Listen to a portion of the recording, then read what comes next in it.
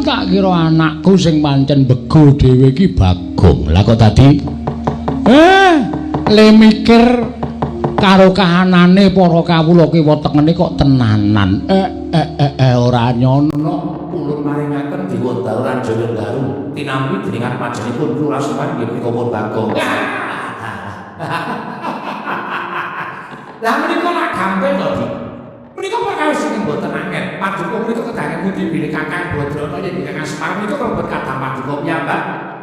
Torti nemu werda saking paduka Dimanusi Bathara Guru mila menawi atmajanipun Kakang Semar menika nyuwun supados samangke boten kedah sekedhik paduka Dimanusi Bathara Guru maringaken Dewa Daruran Jaya Daru menika kula kinten boten kawratan. Estining manah kula mapan mekaten. Lah lajeng apa menapa paduka ngawisagane para Jawata, para dewa mlepat wonten mriki. Karna samangke mugi dados ing kawuningan. Sareng Bagong matur inggih kados mekaten tumuten kula matur lawan Kakang Ismaya. Amarganipun Adi Pravindan Bathara Guru kados pundi? Kakang Rata Prisa piyambak. Estunipun tasih kogel kagilan manahipun Manikmaya krana sasampunipun kula dados Jawata. Dewaning para dewa mangreh Triloka sangganing para titah boten ngemungaken jalma manungsa nadyan jin setan primayangan sedaya sami manembah kalawan ingkang rayipun Jatimurti. Klebet para Jawata ugi manembah kalawan pun Manikmaya. Namung setunggal titah ingkang boten purun manembah dhateng ingkang rayipun Manikmaya inggih menika pun Kakang Semar. Tumunten kula matur dhateng Kakang Ismaya kedah wonten syarat seranganipun. Syaratipun menapa? Syaratipun boten sanes kejawi namung titah setunggal menika kedah ginakaken tata krama sarta nyembah kelawan ingkang rayipun Jatimurti. Mangke piye? Titah ingkang dipun ngajengaken Adi Pravindan Bathara menika sinten? Boten sanes kejawi namung Kakang Semar piyambak, Kakang Rata. Nalikane kaya ae-ae. Lajeng menawi Kakang Semar kemawon boten menawi sarana nglabuhi dhateng atmajanipun Bagong piyambakipun badhe kula nyembah ing tindakan tata krama kalih Manikmaya. Nanging jebulipun boten trimah Bagongipun piyambakipun utawi Bagong boten lilakaken menawi Kakang Semar manembah kalawan ingkang rayipun Jatimurti. Ampun member. Mergi Bagong menika sampun ngertos bilih Kakang Semar menika kadang mriko werja. Tegesipun sepuh Kakang Badrana timbang paduka Dimanusi Bathara Guru mila boten aneh. Tumrap kula raosipun Bagong menika boten kedugi amargi tiyang sepuhipun inggih menika kedah nyembah dhateng paduka Dimanusi Bathara Guru mongko ingkang tinemu taruna. Tegesipun paduka menika boten kok ngaturaken utawi ngendikaken syarat srana niku jenengan menika ngendhak dhateng derajatipun Kakang Semar. Menika boten prayogi lho Dik. Kakang Semar menika kula warga paduka piyambak. Kakang Semar menika kadang paduka werda. Ila menawi saking pamrihipun niku raka isih dimangalukan Dewa Daruran Jaya Daru menika kaparinga dhateng pun Bagong. Menika mangke boten badhe wonten tetembungan ringian dadi grojogan geguyong dadi tangisan. Namung maringaken Dewa Daruran Jaya Daru kemawon nawarakipun kados menapa to nyatanipun. Tentu kula menika tuwuh boten kairaman kathah sanget.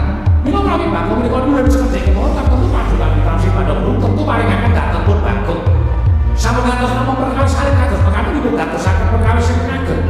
Kakang Rata menawi manah srana menika dados pancatanan ing kula badhe angkat dhateng Kakang Semar Badranaya. Kedawa ora karo-karo. Lah menapa paduka Dimanusi Bathara Guru mantun dhateng Kakang Semar menika dados pancatan. Menawi Kakang Semar badhe mantun kaliyan kula malah Dewa Daruran Jaya Daru boten badhe kula maringaken dhateng pun Bagong. Panjenengan prisa piyambak patah wantune anak-anak Semar niku berarti sampun apal.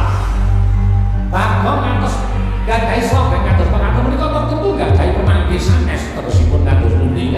Bagong menika wong gleleng, Bagong menika wong pancen wong nakal. Nek nganti Bagong terus gawa graji munggah nang kayangan wiwitan Dewa Daru Jaya Daru diseksa kabeh. Ada tanya, Bagong niku wong nekat. Bagong dikelajari karo karek-karo Petro entek kaya.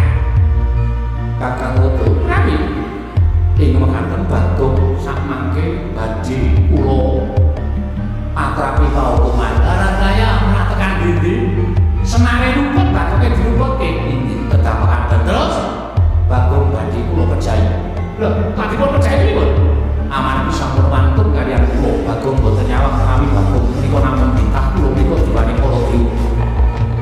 mantun Yulawarga kaliyan rayipun Jatimur Piban Gong mantun nias dhateng pun Manepoyo tersipun kalepatan utawi kadulatan boten wonten paumanipun pantes kagem Bagong Jayamunipun cemplungaken wonten ing kawah Candra Dimuka. Lah salah cerdas yakin.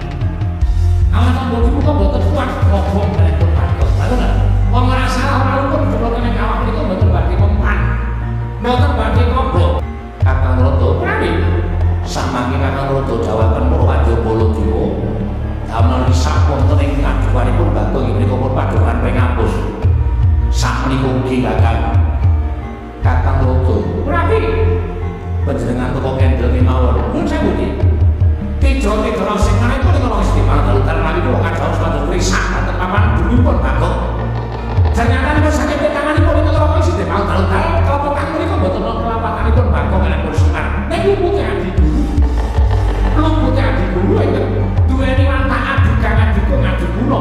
Dumeh dadi dewane Kaladewa. Panjenengan boten moraki dhateng kandhang raja menika Kakang Semar Badranaya.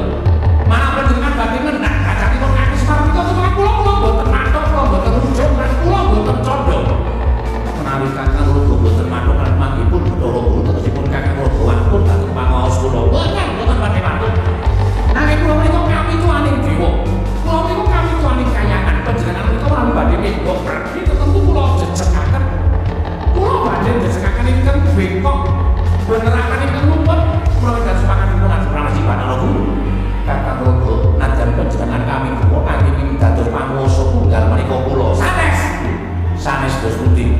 Ing dados panguwasa tunggal menika Gusti kalih jagat kula panjenengan menika namung pinarya pirantinipun anggenipun dipriksa dhateng kula titah ing mapan wonten ing jagat.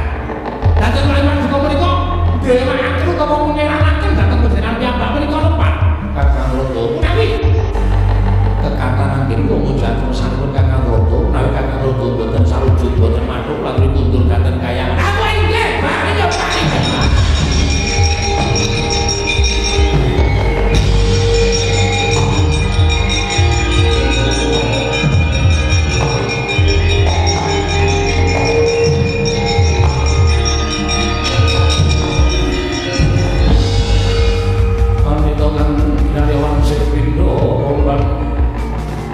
Pindah pembangunan samping tawang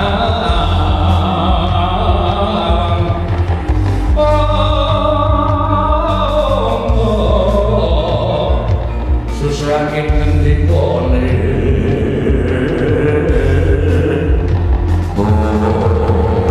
Indro wonten timbaran Bromo wonten timbaran Kulun Yama Dipati nggih wonten Jawa Kulun penyangan lan matuk dina sampun jodi kangel sapa parinah ulun kita ngewarnake gawe rusak ning padukan Pringapus. Syukur bagi kita iso ngrangken para kawan yen perlu Kakang Semar babar pisan gandara rastane krincemen sikil. Bakal boyo ning kandangan yen Kakang Semar ora kedulgo nyembah kawan Bathara Guru. Ulun ing bakal mentuwa kalan Kakang Badranaya prasta dapat para ulun nyuwun pamit. Mantel pasilan pinjal dengan samangke sing ati-ati aja kok dicacilin sulokake Bromo lan Yama.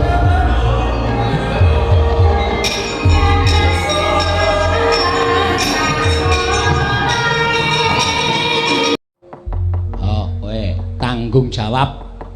Halo, Dewa wis ting kleper ning parang Pringapus. Papan padusunan nggonamu nek nganti nyempyok katentremaning para kawula kuwi tegese duka sing kurang tanggung jawab.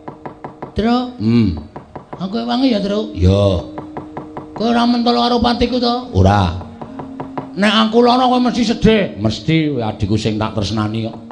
Nek nganti tekaning pati mesti kowe rekoso dadak mendem aku to? Aku wangi ya. Siap. Kowe rasane wangi ra apa-apa reng mergo kowe iki wonge cacat, ta. Wis mripate kira, tangane cekle, sikile becik, arep perang ya ora trampil, yakin. Kana kowe mundur kana. Ya ora, kowe ya adikku ya tak ewangi. Rasah. Wong kowe iki nek mandeng ya ora medeni. Mandenge matamu malah gathuk dadi siji ireng-irenge. Rekoso wis to, wis rasah. Ya semen nek kakane arep ngewangi ora apa-apa, Gong. Wah, wis jan. Kok nek kowe nganti cilik lara gedhe tekaning pati, ah mesti kowe ora ikhlas. Ikhlas wae. Ora ikhlas ngopo? Ndi kakang ting mentalit ngono mbok mudhar ya men. Ayo wis. Ya wis. Ora ngewangi ra apa-apa. Malahane kepenak uripku. Truk. Piye iki apike? Wis ditataki. Oh nek niat ya niat. Kowe ndek kepinginan ndek gayuan aja mung kandhek ning karep ning kakakno tekad. Mergo tekad kuwi pokoke karep. Nek wis nekat kowe dasare suwane ngunek-unekke Bathara Guru kuwi nek cara aku wis sesuatu sing aneh lho, Gong. Ora ana wong sak jagat iki sing wani ngunek-unekke Bathara Guru ku jaba ing kowe. Ha ta? Saiki tandangi. Dewane akeh. Dewa ki akeh banget. Bathara Indra, Bathara Dana, Bathara Kasina, ora. Kuwi Warkop. Bathara Warkop beda. Bathara Indra, Bathara Brahma. Bathara Brahma iki Bathara Dewaning Geni. Woi, oke ra masalah.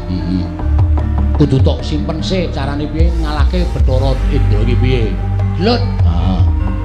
Bathara Brahma Dewaning Geni, maju kudu telesik awake. Ayo. Ana ngetokke geni ora bakal temomo. Bathara Bayu. Weh, ono. Dewaning apa? Dewaning angin.